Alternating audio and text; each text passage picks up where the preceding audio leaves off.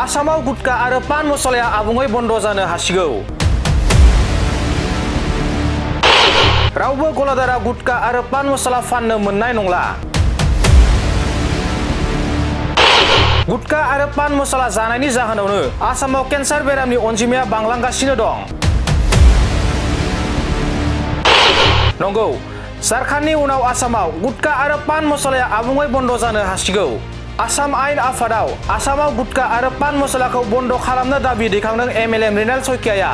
मानोना गुटखा आरो पान मसला जानायनि जाहोनावनो आसामाव केन्सार बेरामनि अनजिमाया गोख्रैथिजों बांलांगासिनो दं।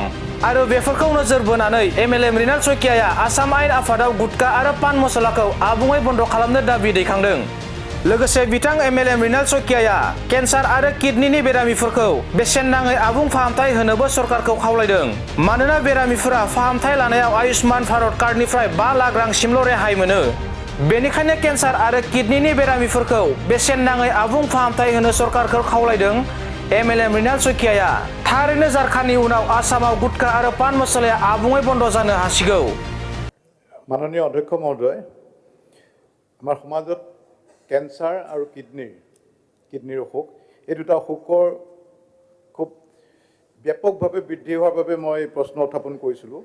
আৰু ইয়াৰ উত্তৰত মই পাইছোঁ যে কেন্সাৰ ৰোগীৰ সংখ্যা প্ৰতি বছৰে বৰ্তমানৰ যিটো rate, Indian council of medical research আৰু ডক্টৰ ভুৱনেশ্বৰ বৰুৱা কেন্সাৰ ইনষ্টিটিউটৰ মতে 40,000 পৰা 46,000 লোক কৰ্কট ৰোগত আক্ৰান্ত হয়। 40,000 to 46,000 মানুহ এই কেন্সাৰ ৰোগত আক্ৰান্ত হয়। এইটো এটা ভয়াৱহ সংখ্যা। আৰু লগতে মই কিডনি অসুখৰ সংখ্যা খুব বৃদ্ধি পাইছে। আমি 100 জন আমাৰ ভিজিটৰ আহিলে ৰাতিপুৱা ঘৰলৈ, তাৰ 50% অসুখীয়া মানুহে আহে। আৰু ইয়াৰ কাৰণসমূহ ইয়াত দিছে যে কি কাৰণে এই অসুখবিলাক বৃদ্ধি হৈছে, কিডনি হওক আমাৰ কেন্সাৰেই হওক। কিন্তু কথা হ'ল কি, এই কাৰণবিলাক দিছে, কাৰণবিলাক নাইকিয়া কৰিবৰ কাৰণে চৰকাৰে কি পদক্ষেপ লৈছে। আমি সচেতনতা বৃদ্ধি কৰিছোঁ, এইটো অ'কে। কিন্তু যিকেইটা কাৰণ দিছে, ধৰক তেজত ইউৰিয়াৰ পৰিমাণ বৃদ্ধি হৈছে। তেজত ইউৰিয়াৰ পৰিমাণ কিয় বৃদ্ধি হয়?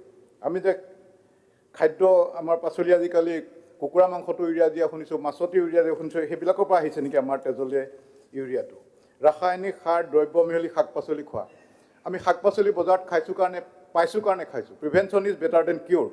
আৰু ছাৰ, আমাৰ এই যে চৰকাৰী সাহায্যবিলাক, আমাৰ কি আছিলে এইটো অটল অমৃত যোজনাটো আছিলেই, আৰোগ্য নিধি, এইবিলাকৰ পৰা আমাৰ বহুত সকাহ পাইছে। কিন্তু আনুষাংগিক যিবিলাক আনুষাংগিক খৰচবিলাকৰ পৰা এখন এটা পৰিয়াল উচ্ছেদ হৈ গৈছে। মানে মোৰ ঘৰত যদি কেন্সাৰ এটা পেচেণ্ট হৈছে, মোৰ ঘৰখন উদং হৈ গৈছে আনুষাংগিক খৰচবিলাকৰ কাৰণে। আয়ুষ্মান ভাৰতৰ পৰা বহুত সকাহ পাইছে, তথাপি আনুষাংগিক খৰচবিলাকৰ কাৰণে কিডনি আৰু কেন্সাৰ অসুখত গাঁৱৰ মানুহবিলাক, দুখীয়া মানুহবিলাক এটা ঘৰ বৰবাদ হৈ গৈছে। সেইকাৰণে এই যিবিলাক কাৰণ দিছে যে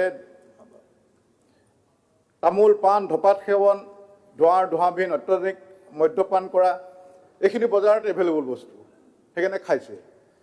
অন্য হাতেদি তেজত ইউৰিয়া, ৰাসায়নিক সাৰ, দ্ৰব্য মিহলি শাক পাচলি খোৱা, এইখিনি বজাৰত এভেইলেবল। কুৱেশ্যনটো কৰক। আমি কুৱেশ্যন কৰিছোঁ যে 1 নম্বৰ হ'ল যে এইখিনি বজাৰৰ পৰা উঠাব নেকি, যে আমি যিখিনি কাৰণে আমাৰ কেন্সাৰ হৈছে সেইখিনি নাইকিয়া কৰিব নেকি। Prevention is better than কিয়ৰ।